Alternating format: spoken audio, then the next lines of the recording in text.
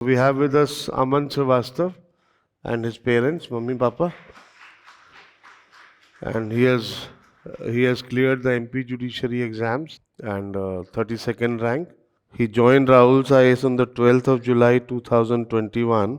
I think it must have been online, no? Yes, sir. Complete online. Complete online. And LLB he has done from the Institute of Law, Nirma University, Ahmedabad in 2021. Now rest he will tell you about himself better, please. आप Thank you, बैठिए, sir. ma'am.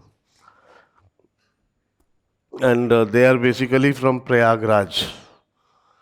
In the interview in MP, he got 34 marks out of 50. That is a decent score. Yes, sir. बहुत कम नहीं है, अच्छे हैं. And in the mains, he got 222.5 out of 400. And he has been practicing at the Allahabad High Court. His father is also an advocate Yes. at Allahabad High Court. So अब अमन, आप अपना जब से आपने पढ़ाई शुरू की थी, जब से तैयारी करने का सोचा से लेके सिलेक्शन तक की सारी जर्नी बताइए. अप्स एंड डाउन्स, सक्सेस तो हम देख ही रहे हैं, फेलियर्स जो हुए वो भी बताइए, और सब कुछ बताएं ताकि इनको भी मोटिवेशन मिले. और एमपी में तो 3 साल प्रैक्टिस का रिक्वायरमेंट था ना, पहले ही आ गया था. तो तुम्हारा प्रैक्टिस से हुआ कि फिर तुम्हारा परसेंटेज 70% से ज़्यादा था, वो सब बताओ इनको. सर, सबसे पहले तो मैं ये कहूँगा कि एक ड्रीम होता है जज बनने का, आप सबका भी है, बट सर से मिलने का भी उतना ही बड़ा ड्रीम है जो आज जाके पूरा हुआ. मैं भगवान के लिए बहुत शुक्रिया अदा करूँगा इस चीज़ के लिए कि आज सर से मैं मिल पा रहा हूँ और अपने पेरेंट्स को भी मिला पा रहा हूँ. सर के दर्शन सब लोग कर लिए आज. और सर, मैं 2021 में अप्रैल 8 को लास्ट एग्ज़ाम दिया था कॉलेज का, और 10 अप्रैल को मैं सोचा था कि अब कोचिंग करनी है मुझे, क्योंकि मुझे ये था कि कोई मुझे पढ़ाने वाला रहेगा तो मैं बहुत अच्छा पढ़ सकता हूँ. अपने से मैं बहुत सारे रिसोर्सेज पढ़ने की कोशिश करता रहता हूँ, तो इसीलिए मैं आंख बंद करके बस दिल्ली चला आया. ऑनलाइन कंप्लीट ऑनलाइन कोर्स था, कोविड का टाइम था, बट मुझे लगा कि मैं घर से रह के इतना अच्छा कंफर्ट में नहीं पढ़ पाऊँगा, तो थोड़ा स्ट्रगल करने की सोचा था. तो सर, यहाँ पे मैं 2021 में अप्रैल में आ गया था, बट बैचेज स्टार्ट हुए थे जुलाई से. तो मेरे आने के बाद 2 महीने मुझे वेट करना पड़ा था बैच में एनरोल होने के लिए. तो 12 जुलाई 2021 को मेरा बैच स्टार्ट हुआ. तो स्टार्टिंग से ही मैंने ऑनलाइन बैच में सबसे अच्छा फ़ायदा ये था, कोविड का टाइम था, ना कहीं बाहर जाना था ना कुछ करना था, सिर्फ पढ़ने से मतलब था अपने को. तो सर पूरे टाइम सिर्फ क्लासेस करते थे. स्टार्टिंग मैंने 5 क्लासेस शुरू की थी.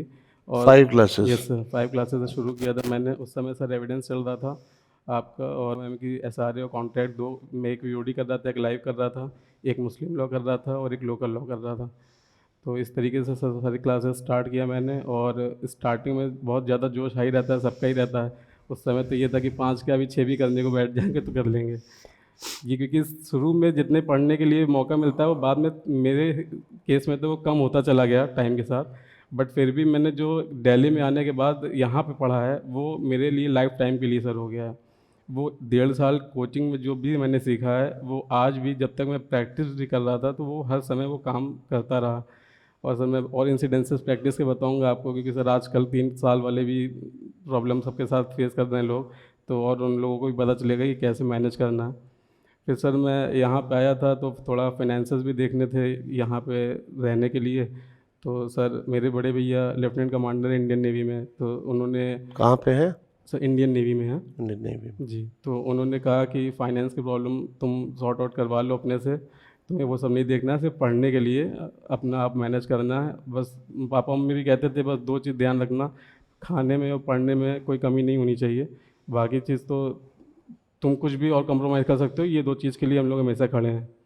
तो सर सब लोगों ने कहा कि आप चले जाओ दिल्ली, कोई दिक्कत नहीं. कोविड का टाइम था, बहुत रिस्क मैंने स्टेप उठाया था, फिर भी मैं यहाँ पे आके सर पैक हो गया था कंप्लीट. मैं बाहर से मतलब कुछ भी मतलब नहीं रखता था खाने वाने का, तो घर से रॉ मटेरियल जितने होते थे सर, आटा चावल इवन मसाला घर से सब कुछ लेके आता था, यही बनाता था, और वो काम खुद ही खुद ही बनाते बनाते थे सर. और पूरे टाइम सिर्फ क्लासेस करनी है क्लासेस करनी है. मेरा स्टार्टिंग सर जो सुबह 10 बजे से क्लास शुरू होती थी आपकी, तो बस आप VOD लगाने, लाइव क्लासेस लगाने के बाद सर सबसे पहले नमस्ते करता था आपको वहीं से बैठ के, क्योंकि सर इंटरेंसिक कनेक्शन बहुत ज़रूरी है. और फिर वो पर डे का सर ये रूटीन था मेरा. 8 से 10 घंटे क्लासेस में जाते थे, कभी कभी 12 घंटे भी जाते थे। बाकी सर मेंटल डिवीज़न, वो खाना बनाने के साथ साथ मुझे वो मेंटल डिवीज़न बहुत हेल्प करता था। पूरे टाइम मुझे लगता नहीं था मेरा खाना बन गया, मुझे लगता था और अभी कुछ और बनाना है, मेंटल डिवीज़न अभी भी कंप्लीट नहीं हुआ। मैंने प्रैक्टिस ऐसे डेवलप करी थी मेंटल डिवीज़न की। और यही करते करते सर मतलब, पर आप कहते थे हमेशा कि तुम्हें पता भी नहीं चलेगा एग्ज़ाम कब क्लियर होगा, तो यही हुआ सर। फेल तो मैं बहुत सारे एग्ज़ाम में हुआ, प्रीलिम्स तो बहुत सारे नहीं निकले। 4 प्रीलिम्स मैंने दिए हैं, मतलब जो क्वालिफाई किए हैं। यूपी का किया था, फिर दिल्ली का किया था, झारखंड का भी सर पेंडिंग है, वो किया हूँ, और एमपी सर। 4 प्रीलिम्स क्वालिफाई थे, बट मेंस सर कोई नहीं हो रहा था। यूपी का भी 8 नंबर से मेंस नहीं हुआ था। दिल्ली का सर मेंस में काफ़ी मार्जिन था, 30 नंबर के आसपास का मार्जिन था, वो भी नहीं हुआ था। तो मुझे लगता था कि मैं मेंस में बहुत कमज़ोर हूँ। तो सर मैंने अपनी अप्रोच चेंज करी। प्रीलिम्स में एमसीक्यू तो वो ऑटोमेटिक हो जाता था, क्योंकि अब उसके बाद जितने भी मैंने प्रीलिम्स दिए हैं, जब पहला यूपी का निकला उसके बाद से कोई प्रीलिम्स मैंने रुका नहीं था। तो मेंस के लिए सर मैंने बहुत सारे, जितने भी आपके नोट्स सर बने हुए हैं, वो बहुत सारी बार रिवाइज़ कर लिया। उसको मुझे लगता है कि मैं उसको काउंट भी नहीं कर सकता हूँ मैं इसको कितनी बार पढ़ ले गया हूँ। मैं 2023 अगस्त में सर वापस चला गया था दिल्ली से इलाहाबाद। मुझे लगता था कि मैं प्रैक्टिस भी शुरू कर दूंगा साथ में तो सही रहेगा, क्योंकि सिर्फ अब पढ़ने में थोड़ा सैचुरेशन लेवल आ रहा था। तो उस टाइम पे सर फिर मैं जो आपके नोट्स होती थी वो नोट्स से शुरुआत करता था अपनी पढ़ाई का सुबह से। फिर कोर्ट भी जाना होता था, फिर शाम में आके चैम्बर में बैठ के पापा के साथ भी थोड़े काम करने होते थे, फिर रात में भी आपका नोट्स पढ़ने होते, तो वो मेरा रूटीन बन गया था पढ़ने का।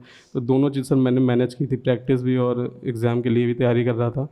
मैं ये नहीं कहूँगा कि मैं पूरा बैठ गया था, मैं पढ़ाई नहीं छोड़ा, पूरा टच कभी नहीं छोड़ा। और ये नोट्स सर जो बन गए थे मेरे, वो नोट्स ऐसे हैं कि हमेशा के लिए वो बन गए हैं। वो सर प्रैक्टिस भी करते थे, कुछ ड्राफ्टिंग भी करना है, कोर्ट्स में भी कोई आर्गूमेंट्स हो रहे हैं, तो वो नोट्स मतलब मुझे ऐसा लगता था कि ये मेरा रिसर्च वर्क कंप्लीट है, अब इसके अलावा मुझे कुछ सोचना नहीं है। अब ऐड ऑन करते जाएंगे टाइम के साथ, वो सीखते जाएंगे। तो सर बहुत अच्छा लगा था, अप्रेजल भी मिलता था कि आपने इतनी नॉलेज कहाँ से गेन करी। पापा भी जिससे भी मिलाते थे, जहाँ मैं डिस्कशन करने बैठता था, एकेडमिक डिस्कशन इतना अच्छा होता था, इवन सर ऑनरेबल जजेस से मेरा डिस्कशन होने लग गया था कोर्ट में। तो कॉन्स्टिट्यूशन वगैरह को लेके बहुत अच्छी डिस्कशन होती थी, एक एक घंटे के सर आर्गूमेंट हो गए थे 482 सीआरपीसी पे। तो सर ये बाद में पापा बताए मुझसे कि चैम्बर में पूछ रहे थे लोग कि कहाँ से आपका बेटा पढ़ा है, तो पापा ये नहीं कहते थे कि कहाँ कॉलेज, कहते थे राहुल से पढ़ा है। तो कोचिंग का ही बताते थे, क्योंकि उनको पता था कि ये जो एक नॉलेज एक्वायर की है ये हर जगह नहीं मिल सकती। आपके पास जो भी ये मिल रहा है ना, आपको लगता है बहुत इजीली सब कुछ मिल जा रहा है, सब तो सब कर लेते होंगे, बट ट्रस्ट में ये अभी आप लिख रहे हो, ये जब आप और थोड़ा सा टाइम और आगे जब बढ़ोगे टाइम समय के साथ, तो आपको ये समझ में आ जाएगा कि ये जो आप लिखे हो वो मोती के एक्शन है, वो आप हर जगह यूज़ कर सकते हो, चाहे वो अपने जिस लाइन में भी रहोगे आप शाइन करोगे। मैं प्रैक्टिस में भी सर बहुत अच्छा, शुरू से थोड़ा मुझे एज मिला, ऑब्वियसली सर थोड़ा फेवरेटिज्म है इस फील्ड में, तो मुझे कॉन्टैक्ट्स का तो एज मिला। बट पापा हमेशा कहते थे कि मैं तुम्हें केस ला के दूंगा, बट केस में मेहनत तुम्हें खुद शुरू से अपने से करनी है। उन्होंने हमेशा मोटिवेट ही करते रहे कि अभी ये मत सोचो कि एग्ज़ाम नहीं निकलेगा तुम कुछ नहीं कर सकते, आपने जो नॉलेज एक्वायर किया है वो आप कहीं ना कहीं यूज़ कर सकते हो। तो सर इस तरीके से बहुत सारे केसेस अच्छे अच्छे डील किया, और मेरे सर इंटरव्यू में भी वो बहुत हेल्प किया। तो तुम्हारा जो एमपी वाला एग्ज़ाम दिया तुमने, तो उसमें तुम्हारा परसेंटेज वाला था या प्रैक्टिस की वजह से? सर मेरा 80% जब जब जब एमपी का एग्ज़ाम हुआ होगा, जी सर। कब हुआ था ये? सर ये 2022 का नोटिफिकेशन है। नोटिफिकेशन 22 का है और रिजल्ट 25 में आया जी है, सर। काफ़ी टाइम लग गया। जी सर। तो उस समय तो प्रैक्टिस था नहीं नहीं तुम्हारा? सर, उस समय प्रैक्टिस नहीं हुआ था मेरा, तो परसेंटेज पे से 70% के अब मार्क्स के लिए भी एलिजिबल थे हम लोग। तो मेरे सर 80.5% थे निर्मा में, तो उस तरीके से मैं एलिजिबल हुआ था। 80.5%, such high marks. So that is why you were able Yes, to. sir. Plus, he must have been a very wonderful student also. So that is why he got those marks. So that is why you could take the exam. Yes. Good, good. और यहाँ की पढ़ाई ने practice में help किया तुमको? Sir ये जो पढ़ाई मैंने किया है, इसके बाद सर जब भी मैं किसी भी आज तक जितने भी आर्गूमेंट्स किया हूँ सर, मोर देन 100 केसेस में मैं अपीयर हो चुका हूँ अब तक। तो जितने भी केसेस में आर्ग्यू किया हूँ सर, मतलब चाहे वो सीआरपीसी के केस से डील करता हो, चाहे सीबीसी से करता हूँ, मैं टोटल ड्राफ्टिंग सर आपके नोट से बनाता हूँ, और फिर वही जाके वहाँ पे आर्ग्यू करता हूँ। जजेस भी सर, एक बार ऐसा हुआ था कि 1-1.5 घंटा 482 सीआरपीसी पे डिस्कशन होने लग गया था, मल्टीपल एफआईआर को क्लब करने का केस था, तो एकेडमिक डिस्कशन चालू हो गया था। तो बहुत सारे एडवोकेट पीछे खड़े थे कि मेन पॉइंट पे आओ, मेन पॉइंट पे आओ, हमको पीछे से कहते रहते हैं, सीनियर जो होते हैं बताते रहते हैं, सिखाते रहते हैं। तो जज साहब ने उनको टोक दिया कि हम एकेडमिक डिस्कशन कर रहे हैं, आप इनको जूनियर मत समझिए। तो सर इतना अच्छा वो लगा उस दिन कि आज पढ़ाई कहीं ना कहीं काम आ रही है।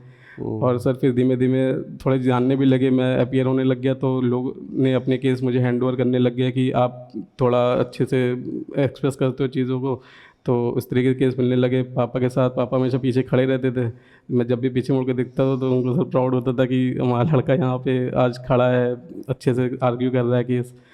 सर अब तो कोई बात ही नहीं, अब तो सर स्ट्रीम चेंज ही हो गई पूरी। अब तो सर जो खुशी अपनी एग्ज़ाम निकालने के बाद हुई है, उससे ज़्यादा जब पापा सर लॉबी में चलते हैं साथ में हमारे, तो वो उनकी जो खुशी है वो सर प्राइसलेस है। That is true, that is true. ठीक है, तो तैयारी एमपी के लिए क्या पैटर्न था तुम्हारा?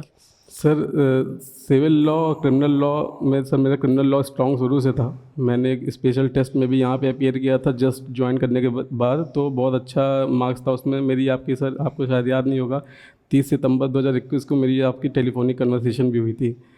2021 3 सितंबर? 30 सितंबर। तो तुम्हारे ज्वाइन करने के बाद? जी सर। तो फ़ोन पे कैसे बात हुई? फ़ोन से बात हुई थी, कुछ पर्सनल रीज़न से कृष्णा सर के थ्रू आपसे बात हुई। आधे घंटे आपने सर मुझे बहुत ब्लेसिंग भी दी थी। और उस समय स्पेशल टेस्ट में मेरे मार्क्स सर, उसमें आपने कुछ फर्स्ट रैंकर या टॉप 5 को आपने डिनर के लिए इनवाइट किया था, लेकिन कोई नहीं क्रैक कर पाया था, मैं भी नहीं क्रैक किया था। बट मेरे सर सिर्फ 3 मार्क्स से मैं वो प्रीलिम्स क्वालिफाई नहीं हुआ था। कोई नहीं हुआ था तो मेरा भी नहीं हुआ था। तो आपने पूछा था कि क्रिमिनल लॉ तो अभी तुमने पढ़ा भी नहीं है, अभी तो तुम सिर्फ एविडेंस पढ़े हो हमसे, तो सीआरपीसी का टेस्ट कैसे दे दिए? तो मैंने बताया कि सर मैं, क्योंकि अप्रैल से जुलाई का बीच जो टाइम मुझे मिला था यहाँ पे दिल्ली आने के बाद, उस टाइम में मैं सीआरपीसी पढ़ रहा था, तो मेरा अच्छा प्रिपेयर हो गया था। और फिर आपने कहा कि अगर आप ऐसे प्रिपेयर हो तो मैं कहूँगा कि आप जल्दी से जल्दी कोचिंग के साथ ही एग्ज़ाम निकाल लो, और अगर नहीं निकलता है तो मैं ये चाहूँगा कि हमको रिज़ल्ट दे दो। तो सर आज वो दिन आ गया है कि आपका सेकंड लाइन सर, रिज़ल्ट तो आज मैं दे दिया हूँ। यूपी में मैं चाहता था, पहले फर्स्ट अटैम्प्ट भी था यूपी, और पहला मैं चाहता भी था, स्टेट टारगेट वही था। बट समय के साथ लगा कि यूपी के ऊपर ट्रस्ट करना अभी कि वैकेंसी कब आएगी फिर देंगे, तो सर अभी तक तो नहीं आई? अभी तक नहीं आई। तो फिर ये लगा कि नहीं, अब जो भी एग्ज़ाम आएगा वो उसको क्रैक करना है, पहले जज बनना है, जो ये मेन है वो पूरे कंप्लीट करना है। नहीं, अच्छा है, वेरी गुड। तो तुमने प्रीलिम्स के लिए क्या? हाँ sir. Bare act? Sir prelims के लिए तो जैसे मैं एक ले आया हूँ दिखाने के लिए भी स्टूडेंट्स को।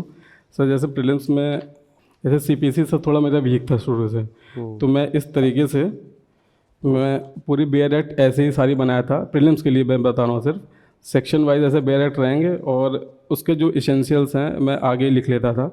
और ये इसेंशियल और कुछ नहीं है, जो आपको सर पढ़ाए हैं नोट्स में, उसी का शॉर्टकट है ये टोटल सर के नोट्स का शॉर्टकट है।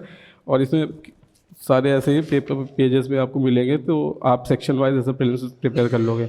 मतलब तुमने दिखाना है, तुमने सेक्शंस को ब्रेक किया हुआ है कि और भी पॉइंट्स लिखे हैं? सर सेक्शन के साथ एडिशनल पॉइंट भी कुछ लिखे हैं, जो आप सर इंपॉर्टेंट पॉइंट बता देते थे, तो सर अच्छा, जैसे इसने लिखा है सेक्शन वाइज ही किया है, जैसे स्टे ऑफ सूट्स तो रेस्ट सब जुडिस लिख दिया है। सर बैक पेज पे सर इसके बारे में एसेंशियल है सर ये। अच्छा, लास्ट में है सर ये, हाँ जैसे सब जुडिस है, तो सर यहाँ मैंने एसेंशियल जो आपने बताए थे उसको सर बना दिया है। तो ये इजी रिमेंबर करने के लिए सर प्रीलिम्स के लिए ये अप्रोच था मेरा, हर बेयर एक्ट को मैं सिंप्लीफाई करके उसका एसेंशियल लिख लेता था, और फिर एग्ज़ाम के टाइम बस इसको रिवाइज करना होता है, इसके अलावा और कुछ भी नहीं पढ़ता था मैं। सिर्फ वो नोट्स और बेयर एक्ट ही सफिशिएंट है।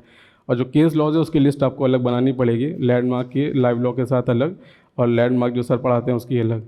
तो ये सर प्रीलिम्स का अप्रोच था। मेंस के लिए सर आंसर राइटिंग शुरू में मैं थोड़ा वीक था आंसर राइटिंग में, फिर समय के साथ सर बहुत अच्छा उसको डेवलप किया मैंने। जो आपने सर फॉर्मूला बताया था सबसे पहले, ऑब्जेक्ट हर आंसर का, कॉन्स्टिट्यूशन सर मेरा शुरू से बहुत इंटरेस्ट भी था, और कॉन्स्टिट्यूशन का मैंने हर आंसर में यूज़ भी किया।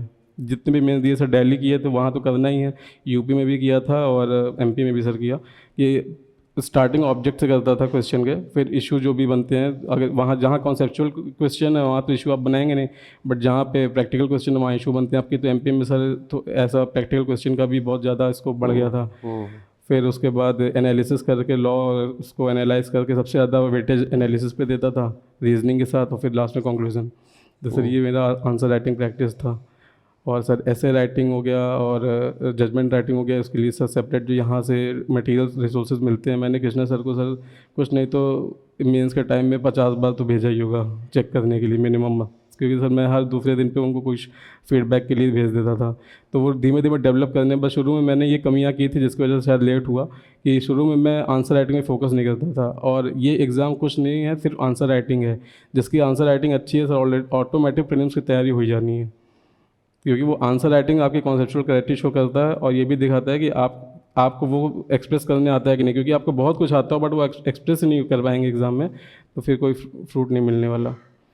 तो लैंग्वेज कैसा है, इंग्लिश ठीक है तुम्हारा? हाँ सर, डिसेंट है सर। लैंग्वेज में सर जो लीगल लैंग्वेज जो सोच रहे हैं वो लिख लेते जी हैं। सर। गुड। तो मेंस के लिए क्या मटेरियल क्या फोकस किया? Class notes? क्लास नोट्स किए हैं, बेयर एक्ट किए हैं, और इसके अलावा सर जो लाइव लॉ के लैंडमार्क केसेस आते हैं, लेटेस्ट केसेस, वो भी एक नोट डाउन करते हैं। वो सर लिस्ट अलग होती है। वो केसेस के लिए लोग डरते हैं कि अलग से करेंगे, वो टाइम कभी नहीं आता है। वो साथ ही साथ जब आप टॉपिक कर रहे हो उसी समय केसेस कर लेना चाहिए। ये सब कमियां जो थी उसकी वजह से थोड़ा लेट होता है, और अगर वो शुरू से करने लग जाएंगे तो फर्स्ट अटैम्प्ट में भी निकलने लग जाएंगे लोगों को। और जो केसेस हम प्रोवाइड करते थे हाँ सर, वो जो आप केसेस आपने सर जो बुकलेट यहाँ से लिया है, मैं यहाँ से जब वापस चला भी गया था तो मैं बीच में आया था सिर्फ केस बुकलेट लेने। तो सर इस तरीके से मैंने किया है प्रिपरेशन। ठीक है। और इंटरव्यू के लिए? सर इंटरव्यू के लिए जो नोट्स मैंने शॉर्ट नोट्स बनाए थे मेंस के टाइम पे, ये मैंने एक्चुअली 3 बार में किया है। पहले सर की जो 3-3 4-4 बुक की आपकी बुकलेट तैयार हो जाएगी एक सब्जेक्ट की, उसको मैं एक बुकलेट में कन्वर्ट किया हूँ। उसके बाद वो शॉर्ट नोट्स बने लगभग 10-12 पन्ने पे पूरी, और फिर वो प्रीलिम्स के लिए मैंने ये जो दिखाया इस तरीके से सब। तो ऐसे लॉज को मैंने बहुत रिगरसली अलग अलग तरीके से बांटा था कि कौन सी चीज़ कब यूज़ करनी है। इंटरव्यू के टाइम में सर जो मैंने मेंस के शॉर्ट नोट बनाए थे वही पढ़ के आ गया था, उसको पढ़ा था। और बाकी कृष्णा सर ने मटेरियल सर जितने भी भेजे थे उसको बाई हार्ड याद कर लिया था। दिल्ली के साथ भी उन्होंने भेजा था, दिल्ली के भी मटेरियल थे और एमपी के अलग से थे, तो मैंने दोनों एकदम अच्छे से सर करंट भी कर लिया था। 30-35 मिनट का इंटरव्यू हुआ था और टोटल प्रैक्टिकल क्वेश्चन हुए थे, और सबके इंटरव्यू सर ऐसे ही जा रहे थे, 30 मिनट 40 मिनट ऐसे ही जा रहे थे लोगों के। तो उसमें सब सिर्फ और सिर्फ प्रैक्टिकल क्वेश्चन पे ही हुआ स्टार्ट। और मुझे लगता है कि मैं हर आंसर तो नहीं दे पाया, तो मैं 4-5 बार सॉरी भी बोलाऊँगा, बट मैं काम एंड कंपोज रहा, तो शायद इसलिए मार्क्स डिसेंट मिले। मार्क्स ठीक आए हैं तुम्हारे। 34 out of 50 is a decent mark in MP, and that too when you are from a different state, UP, no? Good. तो इंटरव्यू में कुछ सवाल जो पूछे हो याद है? Yes sir. बताओ। सर पहले ही जाते में उन्होंने पूछा कि कहाँ से, मैं बताया सर प्रयागराज से। टोटल इंग्लिश में चल रहा था, तो उन्होंने कहा कि ग्रेजुएशन के बाद क्या स्टार्ट किए आप? मैं कहा सर प्रिपरेशन कर रहे थे, साथ ही साथ कोर्ट भी जाते हैं, प्रैक्टिस करते हैं। किस फील्ड में? मैंने कहा क्रिमिनल लॉ में। मुझे लगा क्रिमिनल लॉ में शुरू होगा। उन्होंने back to back civil law से स्टार्ट किया क्वेश्चन, और सिविल लॉ में भी sir back to back 10-12 question rapid fire, मतलब वो कॉन्फिडेंस चेक करने की पूरी कोशिश कर रहे थे। फिर भी मैं आंसर आया नहीं है, बस स्माइल ज़रूर आती थी स्माइल से मैं पीछे नहीं हटा था। मुझे लगा होगा नहीं होगा देखा जाएगा, और फिर लग भी रहा था कि नहीं, पापा मम्मी नीचे खड़े हैं, प्रे कर ही रहे होंगे कुछ ना कुछ ना होगा। तो फिर अल्टीमेटली जब सिविल से जैसे सर अबेटमेंट, पहला ही क्वेश्चन उनका था कि सब्स्टिट्यूशन पे था सर, कि अगर प्लेंटिफ की डेथ हो जाती है तो आप क्या फाइल करोगे? तो सब्स्टिट्यूशन एप्लीकेशन फाइल करेंगे। ऑर्डर 22 रूल 4 के मैंने प्रोविज़न बताया। उन्होंने बोला कि अगर नहीं फाइल कर पाए, लिमिटेशन पीरियड क्या है? मैंने बताया 90 डेज। क्या नहीं फाइल कर पाएंगे तो मैं कहा कि डिफेंडेंट अबेटमेंट के लिए सर एप्लीकेशन लगा सकता है। तो उन्होंने कहा ठीक है, डिफेंडेंट ने अबेटमेंट की एप्लीकेशन लगा दी, प्लेंटिफ ने 90 डेज ओवर हो गया तो सेक्शन 5 लिमिटेशन एक्ट की भी लगा दी। अब आप क्या क्या डिसाइड करोगे? आप वेट करोगे सूट की लिमिटेशन एक्ट अलाउ करोगे? तो मैं कहा कि सर कि स्ट्रिक्ट लॉ तो है लिमिटेशन लॉ, बट एक आपको हर बच्चों को यहाँ पे एक लाइन पता होगी, procedure is the handmaid of justice and not is mistress. तो बस उसको यूज़ करते हुए मैंने बोला कि sir opportunity of being heard देनी पड़ेगी, और अबेटमेंट इतनी जल्दी कोई सूट नहीं होता है, पहले लिमिटेशन वाले पे ही हियरिंग करेंगे, तो अलाउ कर सकते हैं पहले तो वहाँ पे तो ठीक था आंसर। फिर उन्होंने रेंट कंट्रोल पे, वहाँ पे तो सर उन्होंने कहा कि ओके बोला था, एक ओके एक वर्ड आया था, तो मुझे लगा कि ठीक है आंसर। फिर वो रेंट कंट्रोल पे आए, तो रेंट कंट्रोल लोकल लॉ में सर बहुत ही मतलब डिफ़िकल्ट क्वेश्चन था, मैं कॉम्प्रीहेंड भी नहीं कर पाया था क्वेश्चन। रेंट कंट्रोल को सीपीसी से मतलब लिंक करके कुछ एग्जीक्यूशन वगैरह पे पूछ रहे थे, वो मैं कॉम्प्रीहेंड नहीं कर पाया। लगभग 2 मिनट तक का क्वेश्चन था वो, तो मैं सॉरी बोल दिया था। फिर सिविल के और भी क्वेश्चन आए, टेम्परेरी इंजंक्शन क्या है, वो सब बता दिया था। तो अल्टीमेटली वो जब क्रिमिनल पे स्विच किए सर, तो वहाँ पे मतलब मुझे ऐसा लग रहा था कि अब अगर क्रिमिनल लॉ पे रह जाएंगे तब तो मैं बहुत अच्छा परफॉर्म कर जाऊँगा। और जितने भी क्वेश्चन आए तो सर ये सारे आंसर नोट्स में भी हैं। एक भी क्वेश्चन ऐसा नहीं था कि जो नोट्स में नहीं मिला था, प्रैक्टिकल होने के बावजूद वो सारे आंसर नोट्स में हैं। क्योंकि सर मर्डर पे क्वेश्चन पूछा गया, अटेम्प्ट टू मर्डर पे पूछा गया, grievous hurt and attempt to murder में क्या डिफरेंस है, और इसेंशियल्स ऑफ प्राइवेट डिफेंस पे क्वेश्चन पूछा गया, और प्राइवेट डिफेंस के एक्सेप्शंस पे क्या पूछा गया, सडन क्वेरल जो एक्सेप्शन है कल्पेबल होमिसाइड वाला, उस पर क्वेश्चन पूछा गया। तो क्रिमिनल लॉ में जितने भी क्वेश्चन पूछे वो मतलब मैं डिसेंट आंसर दे दिया था। लास्ट में सर वो सेक्शन 86 पूछा उन्होंने क्रिमिनल लॉ पे, आईपीसी का, वॉलंटरी इंटॉक्सिकेशन पे। तो इस पे तो यूट्यूब पे भी सर की वीडियो पड़ी ही है। तो वो सर ने जो इम्प्यूटेड नॉलेज का पूरा एक लंबा अच्छा खासा लेक्चर है सर का, उसको मैंने कम से कम 3 से 4 मिनट समझाया पूरा। वो सुन भी रहे थे, मुझे लगा सुनते जा रहे हैं तो हम भी रुकें क्यों, हम भी तो सुनाते के चले गए, बहुत अच्छा सुनाया मैंने। तो उन्होंने बोला फिर अच्छा कि हॉबी, लास्ट में क्वेश्चन उनका हॉबी पे आया था कि हॉबी क्या है। तो क्योंकि सर मैं यहाँ 2 साल से अपने से खाया बनाया हूँ, तो मैंने कुकिंग और चेस लिख रखा था। कुकिंग कुकिंग लिखा जी, था। कुकिंग और चेस लिख रखा था। तो उन्होंने पूछा जो ऑनरेबल जस्टिस थे कि आप कुकिंग क्या करते हो। मैं कहा सर मैं प्रयागराज से बिलोंग करता हूँ, तो बाटी चोखा सबसे अच्छा बना लेता हूँ मैं। तो उन्होंने थोड़ा कैजुअल क्वेश्चन पूछा कि कितनी मिर्च डालोगे। मैं कहा सर हम लोग तो मिर्च स्पाइसी खाते हैं, तो हम तो मिर्च अपने हिसाब से 4-5 एक मेंबर की डाल देते हैं। तो उन्होंने बोला कि हम तो 3 लोग हैं और हम कोई मिर्च नहीं खाता, अगर आप मिर्च डालोगे तो नंबर काट लेंगे। हम कहे सर ऐसा सौभाग्य मिलेगा तो हम भी मिर्च खाना छोड़ देंगे। तो थोड़ा वो कैजुअल हो गया था। तो मुझे लगा लास्ट क्वेश्चन बस इतना होने के बाद उन्हें गॉड ब्लेस यू ब्लेसिंग दी, उसके बाद मैं चला आया सर। लगभग 30-35 मिनट चला था। लंबा इंटरव्यू लिया। जी सर। Good good. सर मैं एक चीज़ ये भी कहूँगा कि मैं तो इस कोचिंग से पढ़ के मैं जहाँ पहुँचना था पहुँच ही गया। मेरा छोटा भाई भी है, वो यहाँ से पढ़ा भी नहीं है, इस फील्ड का भी नहीं है, लेकिन उसको भी आपका आशीर्वाद सर मिला है। सर जब रोहन सर आपके जो नेफ्यू हैं उनका आईआईटी में हुआ था, उसी हाँ, मेरा जी my nephew he got selected in IIT. जी यस सर, उसी एग्ज़ाम में मेरा छोटा भाई भी आईआईटी रुड़की क्रैक किया था। तो अच्छा अच्छा मैंने अच्छा। आपको बताया था। तो तुमने बताया था जी मुझे, जी लाइव चैट पे बताया। जी सर जी, हाँ हाँ। लाइव चैट में सर बताया था आपको, आपने ब्लेसिंग दी थी, फिर फाइनली सर उसका भी प्लेसमेंट हुआ, फिर आपको बताया था। तो सर शायद मुझे याद आ रहा है कि तुम लाइव चैट में खूब लिखते थे, है ना? जी सर, लाइव आंसर चैट में खूब लिखता था ये। चॉकलेट वाला आंसर वाला जरूर लिखता था। हाँ, वो मुझे याद है, you are very active on live chat. और शुरू शुरू का फेज था ना वो 2020-21 वाला, तो उस समय लाइव चैट में घर से लेता था class, because offline was not possible. तो घर से लेता था, तो लाइव चैट बहुत आते थे। तो I used to be busy reading the live chat messages and all, no. तो he was one active person, I remember. कभी लाइव चैट में डांट भी नहीं सुनी सर, हमसे? डांट नहीं सुना मैंने। एक बार आपने कहा था कि क्वेश्चन पहले कंप्लीट हो जाया करे तब आंसर लिखा करो। अच्छा, ये पहले ही आंसर लिखते थे सर। 482 पे ही क्वेश्चन था, पर 482 पता नहीं क्या मेरे साथ सर बहुत हो रहा था। नहीं, ठीक है। उससे हम लोग को पता चल जाता है, मतलब जो क्वालिटी है ना आपके राइटअप का, उससे पता चल जाता है कि you'll do you'll not do. चलो, बहुत अच्छा, वेरी गुड। आपके पापा मम्मी कुछ बोलना चाहेंगे? सर मैं पहले तो आपका बहुत बहुत आभार व्यक्त करता हूँ कि आपके गाइडेंस की वजह से आज हम लोगों का भी सर ऊँचा हुआ है, हमारे पूरे परिवार खानदान सबका। और इनका मेहनत तो ज़रूर था, लेकिन गाइडेंस सर आपकी ही थी। कॉलेज तो शुरू से ही लोग चलते हैं, कॉलेज फिर दूसरा कॉलेज, स्कूल से कॉलेज, कॉलेज से होता रहता मैं सर। तो कोरोना का पीरियड शुरू हो गया, तो इनका था कि पापा अब हम जुडिशरी के तरफ जाना चाहते हैं।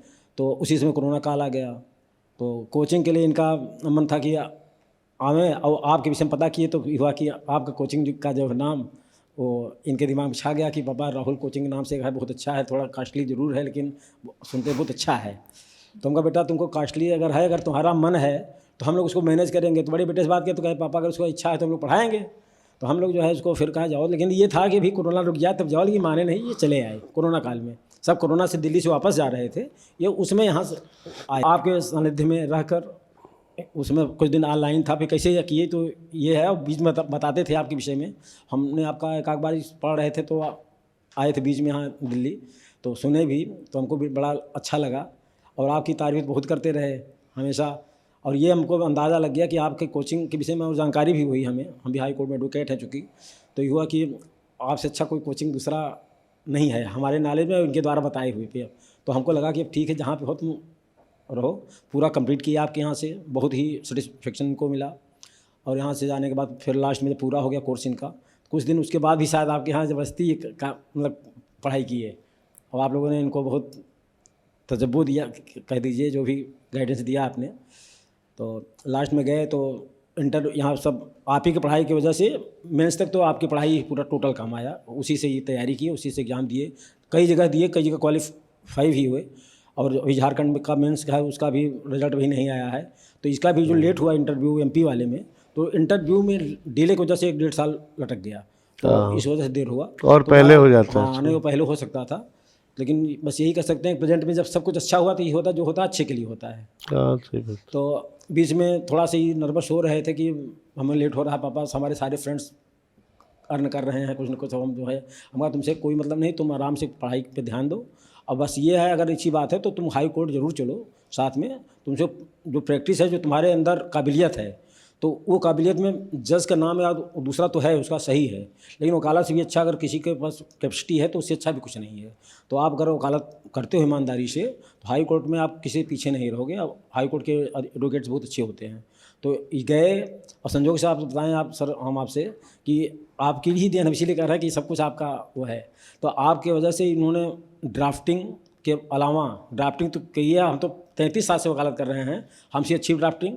एक केस हमें आपसे बता दें, ये तब आपके यहाँ पढ़ रहे थे, हमारे पास महाभारत के पात्र का दुर्योधन और कर्ण में पुनीत ईश्वर और पंकज धीर का केस आया था, तो उनके खिलाफ सम्मन था, तो उसी पे हम कर रहे थे। इनसे हमने बताया कि कैसे हमने कंप्लेंट भेजा था, तो उसमें ये आपके यहाँ कोचिंग कर रहे थे यहीं पे रखे, तो इन्होंने 4-5 पॉइंट उसमें जो है लिख के भेजा, पापा ये वाला भी इसमें ऐड कर दीजिएगा ग्राउंड्स। तो हमने किया था, मैंने उस पर ही आर्गूमेंट किया था, उस पर स्टे हो गया, हमारा आज भी स्टे चल रहा है वो। तो इनका वो उसी 2 पैराग्राफ, जबकि हम उस केस में एक सीनियर काउंसिल के पास गए थे, तो उन्होंने कहा यार इतना पुराना केस है, चलेगा नहीं, खारिज हो जाएगा, क्योंकि बहुत डिले है। लेकिन इनके उस सेक्शन पे हमने फिर बहस किया, और उसी ग्राउंड पे स्टे हुआ। सर 2D कंप्लेंट पे पूरा केस था वो। कॉन्स्टिट्यूशन का जो है सेक्शन उसमें लिखा था, हमको लगा कि अच्छा, फिर हमने किताब से चेक भी किया, होता है हम लोग किताब चेक करते हैं, बिना किताब चेक कर बोलते हैं। तो उस पर स्टे हुआ। फिर अभी जब बीच में हाई कोर्ट जाने लगे, तो जो डिक्लेयर्ड सीनियर हैं, अच्छे काउंसिल हैं वहाँ के, तो उनसे मुलाकात हुई, तो आपस में डिस्कस हुआ। कुछ केस हमारे पास वहाँ बैठे, इन्होंने डिस्कस किया, तो बहुत अप्रिशिएट किया सब लोगों ने कि कहाँ से तैयारी की हो, कहाँ बहुत अच्छा है। हमसे भी अलग से भी कहा कि बहुत अच्छे, इनकी अच्छी तैयारी है। तो कहने मतलब कि जो पढ़ाई आपने जो न्यू डाली है, उसी का सब कुछ देन है, उसी से सब कुछ हो रहा है।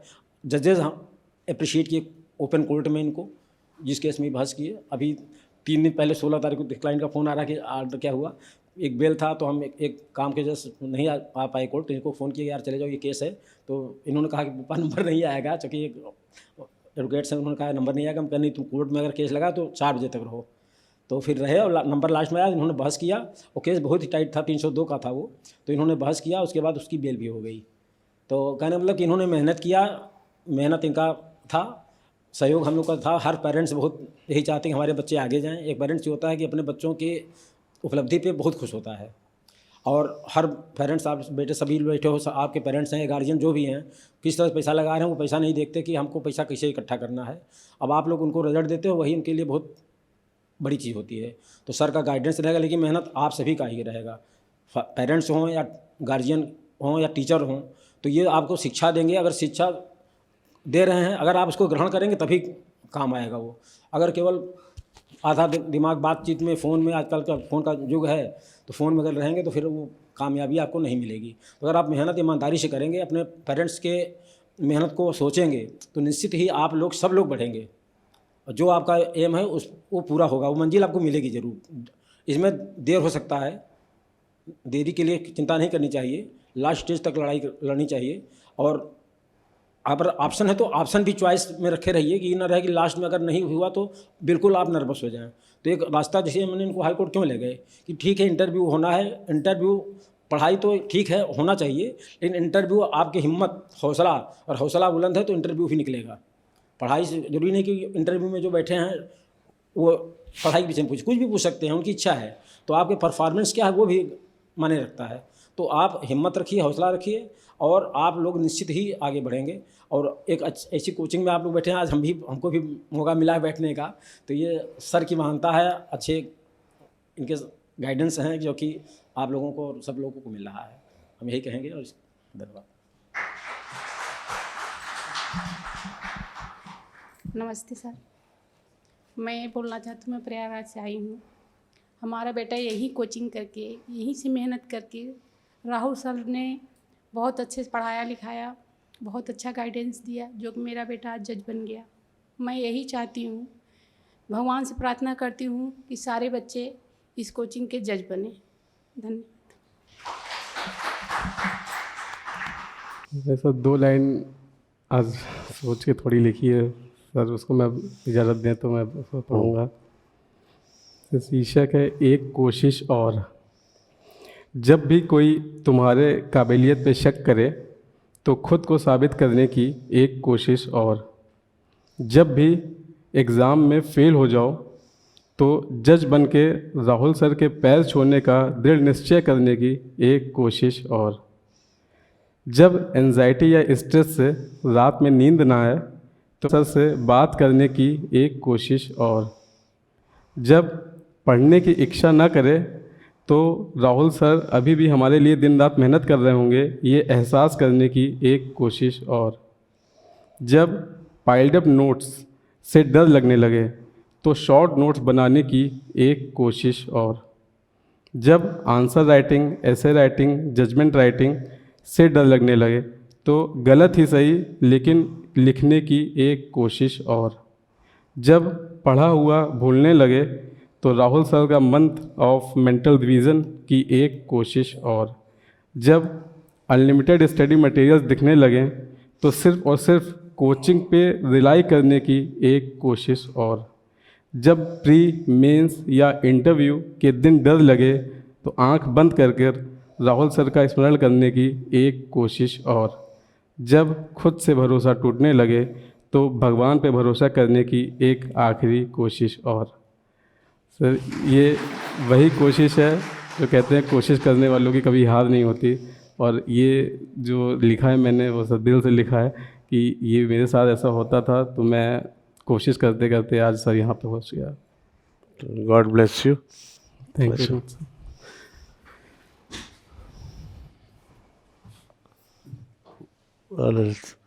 आ जाइए सर।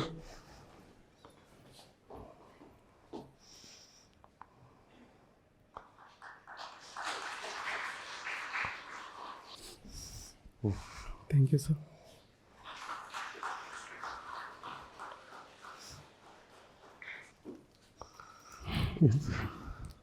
Thank you sir.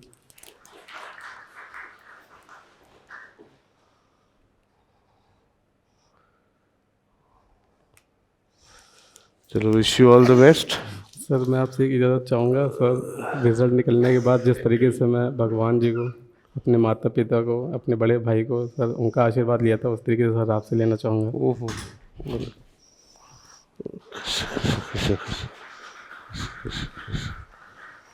गले मिलो तुम। Thank you sir. चल, and wish you a very wonderful career of judging and justicing. God bless you. अच्छा करो लाइफ में, और आपको बहुत बहुत बधाई। Draw some motivation and inspiration